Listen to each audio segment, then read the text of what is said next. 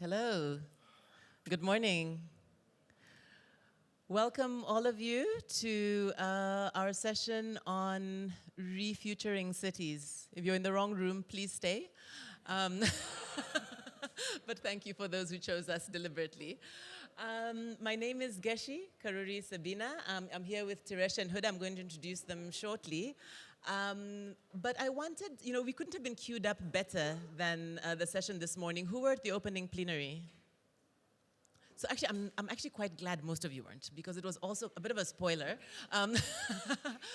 But this morning, part of what the first bit of the plenary was really talking about world building and how we think about the futures of cities, and offered some cues for how we might do that. And what we'll be doing in this session is doing that with actual built environment professionals, and really thinking not just about why we may want to do that and how some people are beginning to do it, but in a way, what the way forward could look like in terms of not just reimagining what cities could be, but also imagining how we might create those. But I want to start by asking you to do something, and please trust me when I ask you to shut your eyes. And I'm not going to make you meditate, don't stress. Let's just close our eyes for a moment. And so I'll ask you if you can just do, first of all, blank. So we're blank with our eyes shut. And then I'm going to say a word, and I want you to just note what images come to mind. So, city, the city, the city.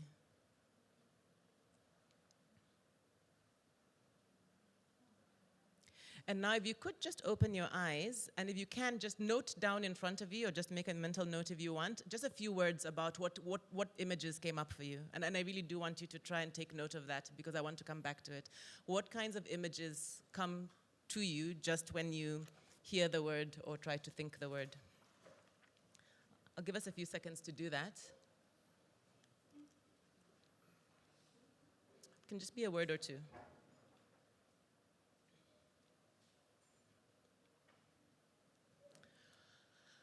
We'll come back to it, but just by way of framing the panel, I think I'd like to raise two questions. One is, why refuture cities? And two, what's our interest here today? So why refuture cities? There are many, many practical reasons, and I've sworn off statistics, but I'll give you a few if you need them to believe me. But we know about the rapid urbanization, 2.5 billion people living in cities, by 2050, the climate change issues. Over 70% of greenhouse gas emissions come from these places we call cities today, so there's something very particular about them. There's the inequality statistics. In cities, the top 10%, average worldwide, we're told, earn 19 times the bottom 10%. In a city we both know well, Cape Town, it's 29 times. And so that's interesting to note. In public health, environmental health issues, we know about mental health issues, specifically in cities, escalating. Technological advances, 2.4 trillion, I think, dollars going into smart cities as a specific agenda. So that's something worth noting. And then everything else, housing affordability issues, et cetera, et cetera, et cetera. And that's a global phenomenon, not just a global South phenomenon. So there's something about city that needs to be rethought. That's very clear. But besides that, and our interest here today is, why is it that we struggle so much to get beyond the current imaginary of cities then, if they are so problematic? Why often do we see a recurring and reproductive approach to what city building might look like? The idea of the city is old, of course, back to Mesopotamia, so you can talk about whatever thousands of years BC, but the current modern form of what city might mean to many of us, and we'll come later to what some of you may have noted down in your images of the city, is really a 19th, earliest 18th century imagining of what city could be.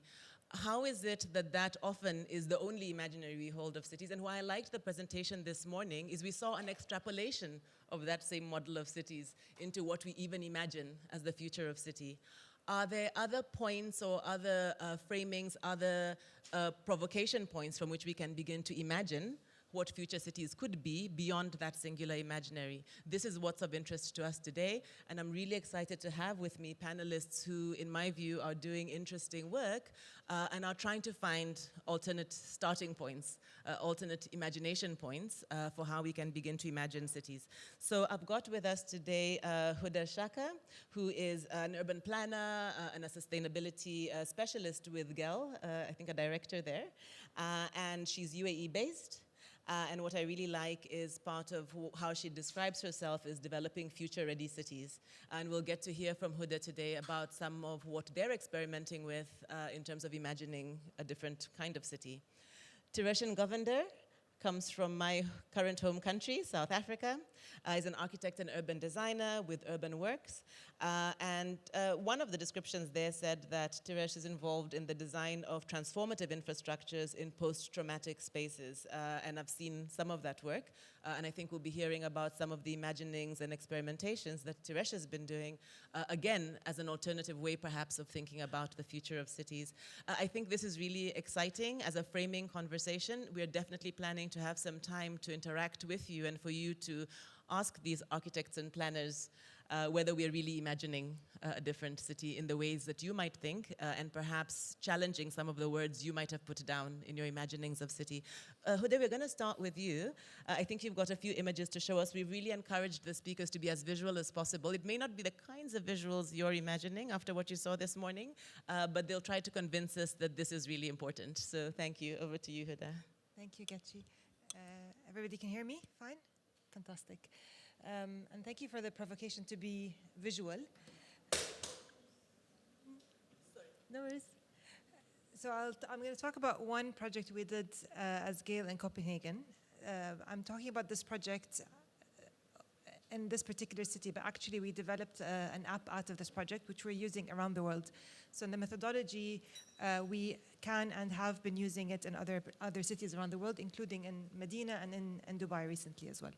So we call it the Urban Belonging Project. And the central question we asked people in the city of Copenhagen, what makes you feel that you belong in the city? And so we developed what we call the eye-level city app to help see the city through the eyes of the citizens, residents. We asked them to take photos, go on a walk, tell us how they see the city, and there's also annotate those photos with, positive, negative, how does it make you feel, why do you like it, why do you not like it. So in that way we collect a lot of data, both quantitative and qualitative, from the individual's perspective. And that's, if you know Gehl, you know that all the work we do starts and ends with the people. So these are the people that were involved in this particular exercise. This project sets out specifically to engage the underrepresented, the disenfranchised. So there were people from people of determination, people from ethnic minorities, from various segments of society. So we started engaging the organizations that represent those people, and then the organizations brought us some of their own constituencies and representatives, and we engaged them in this project. More than 100 walks, more than 1,400 photos across the city of Copenhagen, which is not a very big city. And you can see the groups on the left-hand side. So we can filter by, we try and get a spread of, okay, this particular community, what did they see, where are the patterns, what are the trends, compare the photos with the walks, with the online data, with the surveys. So there's a lot of layering, what we call thick data. So lots of layers, quantitative and qualitative data. So you'll see there are, there's the homeless, the expats, physically disabled, deaf community, ethnic minorities, etc. So this is an example of some of the photos they took and the annotations. So when they annotate, they can say how the green is in terms of they feel that this place, this space, this photo represents belonging to them. The red is the opposite, doesn't represent belonging, and sometimes it's a mix. And what's really interesting, of course, is looking at how all of this data then correlates. And the green is belonging, the red is not belonging, and obviously there's an overlap. So you see that I'll come back to this point, but you'll see that some areas are green and red. So what some people see as a space of belonging, other people feel excluded in that space. And this is exactly what we are looking to understand from this kind of work. So there are a few key themes that came out of this, and so there's a whole website that's publicly available on this project. If you just Google urban belonging, you can get the videos, the data, etc. I just wanted to show you a snapshot in the few minutes we had. But there are some key themes that we looked at. Sanctuaries of nature, and this is a recurring theme across of our work. We've done work in the US and other places where it's really interesting that generally people feel that they belong in nature spaces in cities. Lots of positive emotions come out of that. Sometimes negative emotions in ways that we don't expect. So sometimes very manicured nature spaces can make people feel that they don't belong. It's too formal, it's too manicured. But so nature as a theme, we generally look at. Place identity, local community, public space, accessibility. So these are just some of the themes that we're trying to get out of the stories that were shared, because we give people a chance to also record voice and share stories, not just take a photo. So if we look at overall the zones, and this is basically the darker the color, the more inclusive people felt in that space. And this is the same, so this is Copenhagen seen by the eyes of 18 people, I think, or 19 people. And you'll see some, if you try and compare some of the areas that feel very inclusive for some people, or they really feel like they belong there, are the exact opposite for other people. They don't belong there at all. And this is, I mean, everybody who participated in this was from some sort of minority group. So obviously there's then the layer of the typical, if there is such a thing, the typical Copenhagen citizen. That's not even included in this. And so even if we just say minority groups, well, there are hundreds of minority groups, and individually we have different opinions. The minority groups each have different opinions, and then it's really understanding all of that and what does belonging mean to these people, spatially, but also visually, and the way they interact with these spaces. And this is the one I was talking about in terms of the overlap. So you'll see green zones overlapping with red zones, and it's interesting to understand which groups felt like what and what are the patterns. This is just trying to look at nature spaces, which are the hash spaces, and generally the red dots where people feel they don't belong do not overlap with the nature spaces. So generally it's in the very urban spaces that we get this feeling of exclusion and not belonging. And we also ask people to go on walks. So again, it's not just a point thing. Sometimes it's a whole zone, it's a whole area, this whole path, this whole street, this whole route makes people feel excluded, doesn't give them this sense of belonging. So it's looking spatially at a point, but also at a route, and then at a zone, different levels of spatial analysis. And just kind of one final slide to throw in some words. If we looked at, so each segment is one of the minority groups, the mentally vulnerable, the homeless, etc. And if we try and, if we ask them what's a word that describes belonging to you, a space that you belong in the city, what does that have to look like? You'll find some communities like the homeless, they're just looking for the bare minimum, safety, water, just being included, being able to be there. Some other communities who may already have those, they then go to the next level, feeling, like I'm seen and I'm heard, financial accessibility. So it's, yes, we can be there, but does it really, is all the offering available to us? Equality, safety comes up and time and time again, and many people would characterize Copenhagen as a safe city. But I think some of the feedback here is it's not always the case, depending on who you are and where you are. Sometimes it's safe, sometimes it's not safe. So again, a huge variety. There's all sorts of outputs that came out of this. A whole exhibition was there. The whole process from beginning to end was participatory. So we asked the communities to identify members that can join us. We asked the people who took the photos from the community to also interpret them. So we didn't just take the inputs from the community and get a bunch of professionals to look at them. We asked the people to interpret their own photos and videos, etc. We pulled it all together, exhibition, and again invited the bigger community to come and share. So the process from beginning to end was participatory, very community focused. The technology we developed for this project we can then use for, and are using for many other projects. And it's a fairly simple idea that's trying to see the world from the eyes of the different community members and imagine the future through that lens.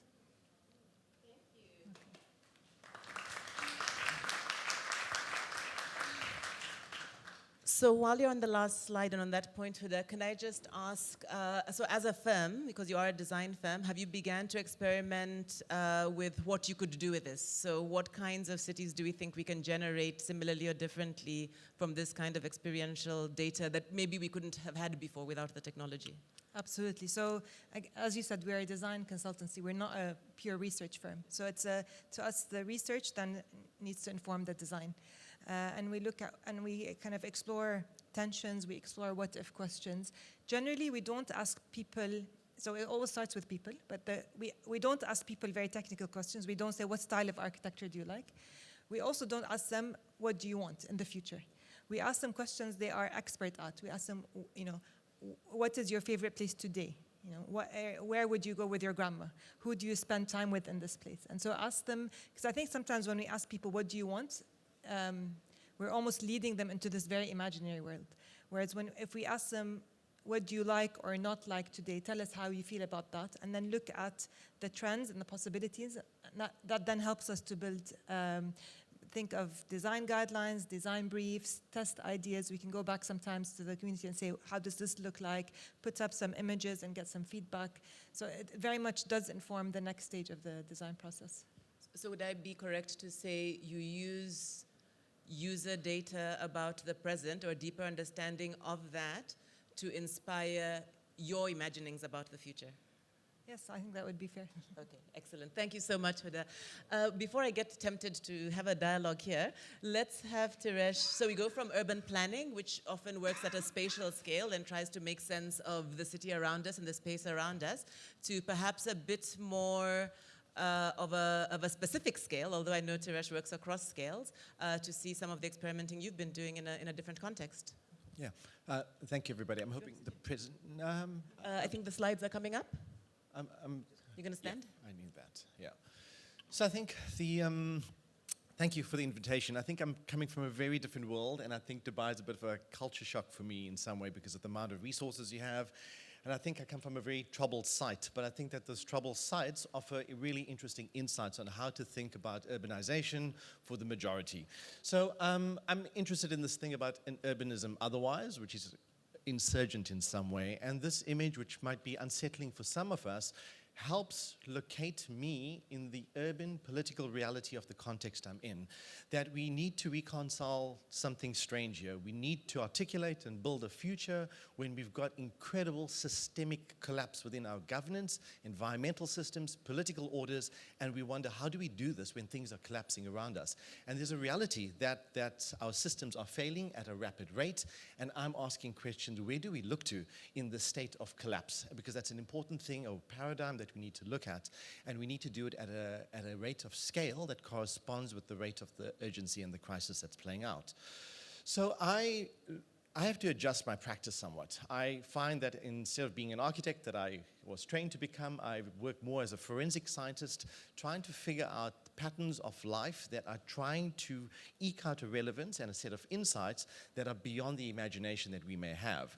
So I'm sharing with you a site here, and often the sites or the efforts that gets played out within South Africa are incredibly violent sites. They are not made or provided with any permission, endorsement, and they test our ethics and they test what is acceptable. These are shebeens, these are illegal drinking taverns within South Africa, but it's an important site to eke out a livelihood. And politically, they're undesirable and mostly they're illegal. I can't invest in it, and cops can come and arrest me for having a business in the site. But what those yellow lines are showing you is how prolific that is. And it's the kind of urbanization that we cannot neglect and we have to embrace and understand. And this kind of ethnographic drawings are important. It's the stuff that we produce in our studio to understand the micro-mechanics of the social, political, and spatial realities that are emerging from these sites. So while something's happening incredibly quickly, I want to understand the granular anatomical parts of how these things are making and what's being made in order to build a vocabulary. So the idea of being a forensic kind of practitioner is to see what kind of emerging vocabulary is in here. So these are showing the relationships of the tavern as well as how the houses work. When you spend enough time in this almost troublesome typology, what becomes very clear is that it's not as troublesome as we may think. There's incredible levels of sophistication and value, social and political value, that is being provided to these sites that the state can't do anyway. So we've got to find a level of discernment in the rapid, messy urbanization that's playing out. So that's my job, is to see what is productive and what is quite problematic within these spaces. So this is saying that while you've got quite a toxic and problematic typology, that of the 6 that's there, there's 1 or 2 that's incredibly productive. It's sites for great social gathering and support within vulnerable systems.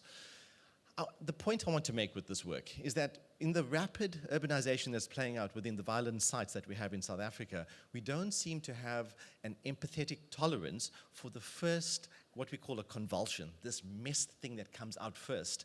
This is an example of what a drinking tavern looked like in Munich 400 years ago. It was similar as it is described in South Africa today, but given 400 years of nurturing and acceptance, it becomes a cultural site where I can go and have a beer and make it part of the October Beer Fest, etc. So the point is that when these things come up, where do we have the grace to look at some of these really uncomfortable things and harness it and bring it in to the future-making process that other civilizations have had for 400 years? So I'm showing you one site at a really granular level. What I'm interested in is how these things work at a larger scale. There's a resource scarcity we have within the context of South Africa or Southern Africa that is shareable to most of the urbanizing world. How do we bring about rapid, intense, transformative change in a resource scarce environment when systems are collapsing? That's a hard thing to reconcile. And I think that there's a relational sophistication within these sites that we need to leverage. This is an example of all those illegal shebeens in red dots, where the state, with no money, says that if you trade on the yellow zones, we won't criminalize you. And what happens immediately afterwards, all the shebeens go onto that street and they occupy those spaces, and it creates another kind of problem. But if you're patient and you wait for 6 more years, you'll find that the economic diversification that plays out there is the transformative work that we were seeking to do, done with no money from the state, but all leveraging the resources of individuals. And then if you ask, again, how the forensics would ask, is where does this come from? It comes from really simple, basic infrastructure that we all have and can execute. So it's not about thinking about things from foreign or radical ideas. It's about using everyday, pragmatic things in a really intelligent way, leveraging the resources of the majority. So this is showing how that kind of toxic pollutant shebeen, which is the red thing, is an important pioneer typology to generate complex urban formations. And when you spend enough time in the sites, you see that there's a series of relational businesses that all keep the system in play, and it plays out over and over and over again. So the point that I'm trying to make is that there's this relational logic that needs to be observed, documented, and amplified, and that is something that we could look at. Again, all of that comes out without any state intervention, creating a high street in Namibia that looks something like that. Now, the strange thing is that there are practices, clandestine practices, that we don't endorse, we may not accept, but we have to acknowledge as a significant part in making our cities. The question I ask is, how do we hack and intervene and augment these existing systems to tip the balance to make it a little bit more productive, inclusive, and transformative for what we're seeking to do? So this is an example of a commuter bus. This is people traveling between Zimbabwe and South Africa, leaving Johannesburg to Bulawayo. And what you're seeing in this commuter bus, I'm taking a section, I'm cutting 14 times through this bus to show you what's happening in here. There's a conversation between a passenger and the bus driver to take goods, my excess mayonnaise, my eggs, my shampoo bottle, etc., that I cannot get in Zimbabwe, I'm putting on a commuter bus and taking every space within that bus and hacking this commuter bus to become a freight bus. There's 220 buses of these that leave that port every day, so I can just imagine the kind of freight that's moving in a unregulated way through Johannesburg. So that bus, that piece of infrastructure, hacked through a set of conversations, means that there's a trade route that gets developed, and that trade route is intercepted at all of those dots by, what do you call these guys? intermediaries, the cops basically, the bandits on the westerns. They're there to basically say, hey, you got to pay me 20 rand or you got to pay me some money in order to go further. And every time I go past each dot, my $2 Head and Shoulders shampoo becomes $20 in Zimbabwe. And that economy is happening over and over again. So these things are happening. We need to acknowledge it. It's happening at scale, and it all comes about from a conversation between someone here who sees an opportunity in infrastructural residue. So when that plays out, that's one route, and I'm letting you know that in Johannesburg, that's the kind of system, illegal, really sophisticated infrastructure system that's happening underneath our nose right now. And that's the kind of scenes that happens in terms of how trading is working. You've got complex relations about how a trader, an immigrant trader, needs to conceal their presence and identity because they're there illegally, but at the same time reveal their goods and services. That's an interesting architectural paradox that we've got to reconcile there. So when you start looking at where these things happen and how they happen, we get excited about the radical transformation of existing office buildings into intense vertical shopping centers that we didn't plan, we didn't imagine, but is happening and exceeding, I think, our imaginary capability that we have at the moment. So I want to know, what is the tactics?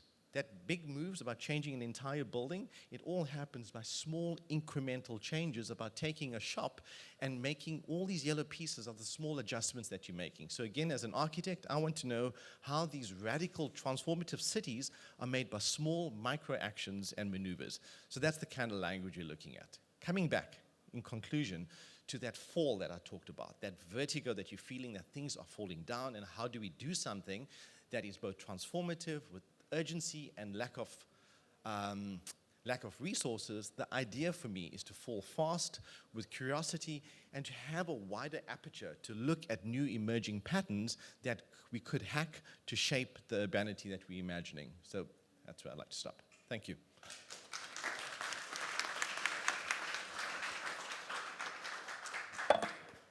So similarly, Thireshen, if I could ask you, lots of wonderful, I think, again, another level of learning from emergent practice. Any sense yet of what this might inspire in terms of an imaginary for a future city? Is that something that you do in your work or that you have a comment on?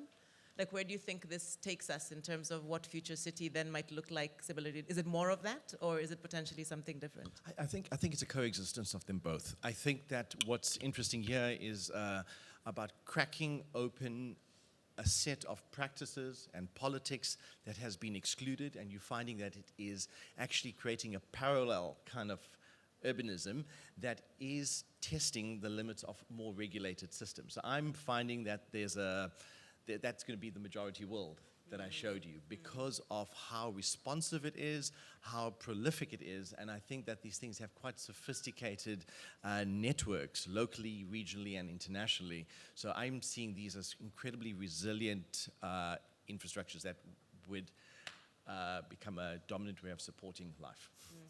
I'm curious to hear how Huda reacts to this. So we'll just go into a bit of engagement as panel. I think we'll still have some time to speak to the room. I'm sure the room is a little surprised. You might have expected to see something different, so I'm curious what's sitting with the room as well. But it's nice to obviously see a presentation from Copenhagen, which for some people is one of the smartest cities actually that many places try to model after, especially around environmental sustainability, the cycling, and all of these things, and yet you're giving us a different view.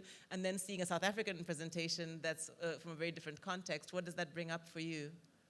Yeah, I think this question of informality, and it's everywhere, right? If it's in Copenhagen, it's in Dubai, it's in Johannesburg. Even if there are no slums in Dubai or in Copenhagen, informality is still there. And really understanding comes down to listening to the stories of the people. How do they use the space? How do they use the infrastructure?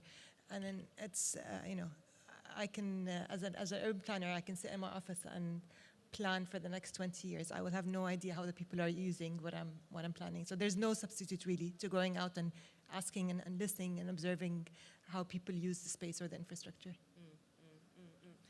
And then maybe to both of you, so we are all trained as built environment professionals, which not everybody in the room necessarily is or cares about, but we are the people, I include myself sometimes on a good day, among the architects, the planners, the urban designers, who in fact are meant to be the ones who come up with the positive future that people are expecting to see, or the future city that people are expecting to see. And I think you're both demonstrating more appreciative approaches to how we may do this practice, which I imagine is quite different from what you were trained to do. I think, Thireshen, you said that. I don't know, Huda, I would assume we're all trained more or less the same, and and you kind of learn the greats, and then you're taught how to imagine things that may have nothing to do with the context and the sorts of things you all are showing us today. What do you think happens from here as the practice of the built environment that has to produce the future city? So I know you mentioned, Huda, that perhaps the different imagination comes out of that appreciation. Do you see that that is something that's happening industry-wide, at least in the context you're working in? Do you see a promising shift in city making, or do we continue reproducing the same cities in spite of the kinds of insights you're getting? I'm generally an optimist, but I'm struggling to say yes. So I think as urban planners, so we're not decision makers. At best, we're advisors to the decision makers, and I think it's our duty to base our advice on the ultimate users of the space and of the city, almost interpreting or reinterpreting their views, their aspirations into the technical documents we create, and taking that onto the decision makers. So that's where I see my role. And I think actually one of the biggest challenges has been, and the reason we got to where we got to is it's, think of a place like, the Gulf in general, bringing in professionals from elsewhere with their own imaginations and ideas, talking to the developers, etc., the clients over here, and creating a future without really, who else is involved in that process, and how does it speak to the people that are use or are going to use those spaces. So I think I feel like I'm not an architect. Started my training as a chemist, actually. Oh. And so I don't have this idea of I will come up with a solution. I know I can't. I don't even see it my role as coming up with a solution. It's more about listening, synthesizing, putting together the different layers, and picking up, the insights, packaging them in sound bites that I can then give to the busy, decision makers, and being that bridge between the community and the developers or the decision makers in the city. So the work of design or of urban planning becomes about putting forward better evidence, better data in front of the people who have to make decisions that then determines the future. And interpreting that data. And interpreting the data. Thank you so much. Thireshen, we've talked a lot about imagination, and part of our work together, and it's the same question really, but began from being very critical about the kind of images we saw as the image of the future city, which has very little to do with the kind of emergent practices you've been studying. What do you think about the state of the field, and do you have a hope that there are different images of the future? Yeah, I think we suffer a situation where that the ocular bias we have means that the image can one build consensus, but it can also distract us. It's a projection of something, and it takes a lot of resources from states that I'm talking about and move someone in a direction. But it's a consensus building exercise. And I think that that's one way of dealing with it, the glossy images that you see across our African cities to say that this is how development will play itself out, all copied from other places. I think that one of the things we're trying to do is to challenge the idea of that finite image. It's not that finite image. It's a set of iterative reactions in a really sophisticated way that you need to think about in a systemic way. So that's what we're arguing for. And I think that in lieu of having the drawing, it's to describe a sophisticated set of relations that can course correct as it goes, deal with shocks, deal with opportunities as it goes. Now, to take that, and here, what I'm sharing with you are often sites that are incredibly impoverished, highly violent, and they don't sit well in certain spheres because that is poverty, right? So what we try to do is manage how we take the image of really tough environments and not show it through the aesthetics of it, but the systemic sophistication behind it. So that's why those things have become drawings, because it could become my home or anyone's home. And when you start seeing that, you see how receptive people are to say, oh, is that the sequencing of things? And that is the probability of getting something. Now, the stuff I shared with you helps us build an anticipatory way of thinking about our cities, whereas that image reduces the ability to anticipate. It's a forceful pursuit of something. So I think that this is a counterpoint to thinking about the image versus a set of relational setups with evidence. That's So away from the single image which your architect friends develop for us, Yes. these wonderful renderings we all see of the future city, to an appreciation actually that it's the process, stupid. That's right, and I think that the thing that was needed, at least within the discipline of architecture, as much as we'd like to think about working in these volatile states, you need to hold the discipline quite softly and see what the discipline needs to be in particular contexts. So in a funny way, while I'm trained to be an architect, I'm using architectural representation and techniques to look at the structures of a city that I think is plausible to produce. So our job then becomes a revelationary act to show what is being built versus building something. So that's a little bit of a shift in the way we see the discipline right now. Discipline, so interpretation, revelation, very process-oriented. I want to open to the floor, and I see hands are shooting up there, and we do have time. We've done a good job. Great, so we've got a hand right at the back popped up first, and then we'll come, okay, well, the mic's gone here first. That's fine, go for it, while you've got it. Yes, go ahead, Ben. Thank you very much. My name is Ben, I'm South African, based in Switzerland, architect as well. So I'm glad that this has been a discussion. The one thing, living in Europe, coming from a sort of African background, is time. And I would like to be a bit provocative and throw out there. And so don't you think architects and engineers have all got it wrong? Because successful informal settlements, which are 2 billion people in this world, are actually more cohesive than the 2.5 billion that live in cities. And we have mega projects in Indonesia, neighbor here in Saudi, and I'd like to get your comments on looking more future and how we've actually failed. I know you've looked past and present, but if you could sort of expand on where they're going currently and going forward. Thank you. So let's have the mic go to the back there and then to the middle here. We'll take those three, and then if we're able to be short enough, maybe we'll take a second round. Go ahead. Yeah, so that's almost a follow-up question for mine. So I'm an architect wannabe. So my question for you is, if we were doing Foresight Futures research on the phenomena of what you're seeing in these informal settlements, like how are they doing it? They're not sitting in workshops with sticky notes and stickers and so forth. So organically off the grid, it's happening. If we could learn, what does that process look like? What does that foresight look like? And is it even called foresight? I'm sure it's not. But then if we could translate those lessons learned, how could we maybe get it right with the previous sort of question of building better social cohesion with some of those? Geci, is the question making sense? I'm wanting to understand what we can learn from a very informal way of building the future for these communities. What lessons can we learn? I live in Nairobi. How could we translate that into the Nairobi environment? I think it's a good question. So we've got that one. We'll come here, and while the mic is coming, I love that you've introduced the word learning. And often when we talk in these spaces about innovation, we often miss that the most fundamental, the hand is there, sorry for the microphone in the middle, is that the most important aspect of innovation is exactly that capacity to learn. So how do we learn from these things, and do we learn at all? I'm not sure. Thank you. My question is with Huda. So you mentioned you had a lot of research, and there are a lot of design consultancy firms out there. I work in one of the design consultancy firms as well. I'm not an architect, but a built environment professional. So is this data that you presented, can this data be utilized for other design consultancy firms or professionals where like the shortcomings that you figured out in your research can be incorporated and can be better utilized, to make more futuristic cities rather than the traditional architecture practices that we currently have in business? Thank you. Great. I'm going to take a fourth one if you don't mind, because I saw it here just in case we don't make it back. Thank you, Geci.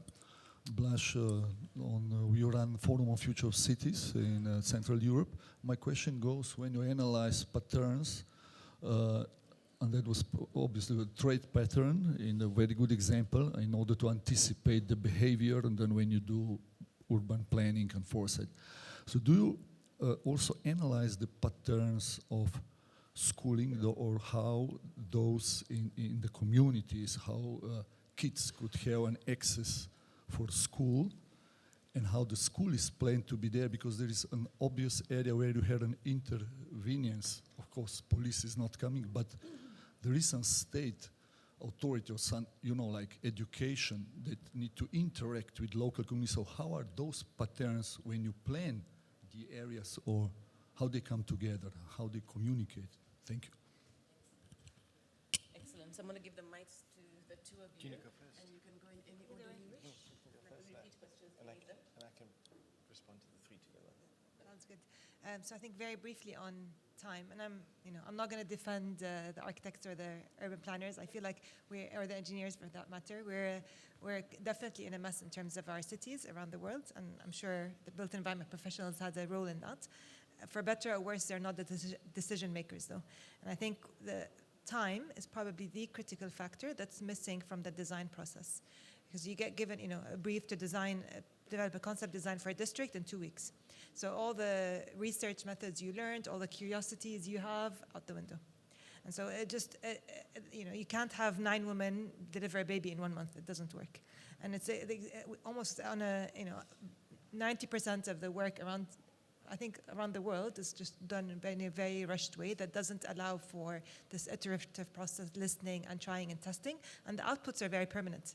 When you dig a hole in the ground or build a building, it's very permanent. And so, unfortunately, there isn't the time to go through with the thinking on that. In terms of the learnings, yes, so I work for the company Gehl that was co-founded by Jan Gehl. A lot of his research is published in his books. The research we have, whenever we can, we publish it. So this project, for example, the findings are on the public websites. Sometimes we are constrained by NDAs and client confidentiality and all of that, but we do try to share. We also have a database. We've been doing this for 20 years as a practice. We have a database from the over 300 cities we've worked in, and we share that data with on our projects. So we learn from the other cities we've been working with. It's a lot of the information, the data is out there for anybody to use. So that would be fantastic. And I'm sure there's stuff we can learn from others as well. Yeah, and I think the point about the learnings, how it's applied to bring about the changes we're looking for, one of the things we'd like to hope for is a more empathetic power base that's within private capital or the state, and we don't have that yet. I think, and so in the absence of having a listening, powerful entity to absorb that insight, which is not there yet, it's coming, that's being built, you find that the claims to these spaces are quite violent. They are pushing the legal limits and what we call extra legal. So in a funny way, being extra legal means that what I'm doing right now is not legal yet. With a more plastic policy, those things will become legal. So I think this is really interesting what these spaces are doing, because it is producing new ways of thinking about how we occupy and reoccupy these states. And I think that the learnings are there. I think what I'm trying to do here is to decipher all the messiness and say that what you see is actually not as problematic as you think. Built into that is incredible sophistication, looking at the patterns that you talked about and putting that back into the academy or the policy space. So we put these things in those environments, and it manages, for example, those shebeens that you saw. When we presented that data to the health department, they said, hang 10, we can't go and criminalize those things, and it changed the policy. So that's an example of how it goes and plays an advocacy role. And it also depends on the maturity of those institutions to absorb the insights. The thing about the kids or the educational system, I'm not well equipped to answer that through this piece of work, because what this piece of work here, I deliberately showed you urgent, impulsive, quick occupations of things, because these quick, violent ones are the ones that were cracking open the imagination. Now, what that means, there's a particular kind of occupant that enters those spaces. It's a migrant occupant who has a certain agility. It doesn't come with family. An agility to set up, make space, create livelihood, and the idea is that in that generation or subsequent generations, the family structures or your social system becomes more complex, and then the other support systems on faith-based based educational systems, more complex livelihoods come into being. So I think that what I'm sharing with you wouldn't show that, but what happens is that the ability to have my economic livelihood served, my recreational one, you find that as my needs are able to be articulated, it gets supported. So that happens eventually down the line, but not in the examples I showed you, because these are kind of pioneer or prospector type occupations that we were looking for. And actually, I think two things that raises with me. The one is in the previous session on time and space, there was this idea of a nomadism, almost a lightness and a mobility that allows certain kinds of innovation, and I think maybe that's partly what you're describing, but maybe what it then creates is friction. Is some friction with more established approaches that would say, for example, you need to be concerned with where schools are and where children are and how they're schooled. But we did also hear yesterday that we're heading toward 5 million kids learning in different ways and not necessarily in traditional schools. So maybe the spatiality also begins to shift in some of those ways. We are going into closing, and I do have a final question that I have to ask each of you. And the final question is in a sentence, and so we get to talk about now what you desire. So as you begin to think about imagining a future city, a city with nature, or a sustainable city, if you will, what would you like to see that be in the future, given what you've learned through your work or your practice? So just in a sentence, what do you think would be a desirable future for cities? I'm happy for either of you to go first. One sentence? Well, I can be generous. You can give 1.5. I think it comes down to 2 words, people and nature. So it really needs to kind of understand the needs of the people and provide for them, provide spaces that support public life, that give people what they want, what they need in a comfortable, affordable, accessible way. And nature, and I like that you said nature, not green spaces. Nature comes in all colors, and it's really about experiencing that nature, touching, feeling, smelling, and not just looking at the tree from inside a closed container. So if we can get people and nature to thrive in cities, I think we've done a fantastic job. And I think this is me declaring my politics around a majority of people who are urbanizing being left out of prosperity, well-being, and stability. So my lens is to see a urban project that manages the precariousness of life, meaning that I'm able to make choices around family, food, home, even if it's in a temporary, in a way that has a certain kind of care to it. So I think I'm interested to see how that happens, and the ability for people to construct autonomous environments within a framework that's more integrated. So the big word that stood out for me there is care. Cities that care, and cities that appreciate nature, but in the diversity of what that might mean for many different people. I have to end with a small joke. I'm on a WhatsApp group, as all of us are, too many WhatsApp groups. But on one of them, somebody posted the other day that she's from Cape Town, which has many beautiful places. And so one of the local indigenous leaders takes a group of people to a view. And one of the people says, let's say to a hilltop, and then somebody says, "What a stunning view." And the old man looks and says in Xhosa, a local language, "What is it with you white people and the view?" Because that wasn't actually why he was taking the person to see this, but it's this issue of nature and what we appreciate in nature and the beautiful diversity, and perhaps why the overlap between where people may see a particular kind of nature space as not being one that includes them, whereas for others it's exactly the view you were hoping to see. Thank you. I hope this was a little bit untraditional in terms of what you might have expected for a session on the future of cities, and I think deliberately so. We've heard a lot in the course of this morning, and I think perhaps other sessions, about the crisis of imagination. And I, for one, and I suspect my panelists might agree, that part of that crisis might come out of where we expect the imagination to come from and how we understand how cities get built and how we manage to reproduce perhaps what we don't want to see. Thank you for sharing your visions of something better with us.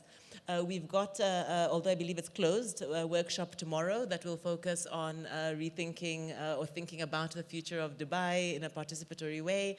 We'll also be launching a board game called Time Warp, which invites people into an inclusive visioning process that allows them to think about past, present, and future of the neighborhoods that they live in. And so even though the session is closed, I think we welcome you to follow up with any of us if any of those ideas interest you. And please do get involved in how you see cities, but also in maybe beginning to be a bit appreciative of how others might also experience cities and what futures we can imagine together. Thank you very much. Thank you, Dubai Futures Forum, and thanks to the panelists.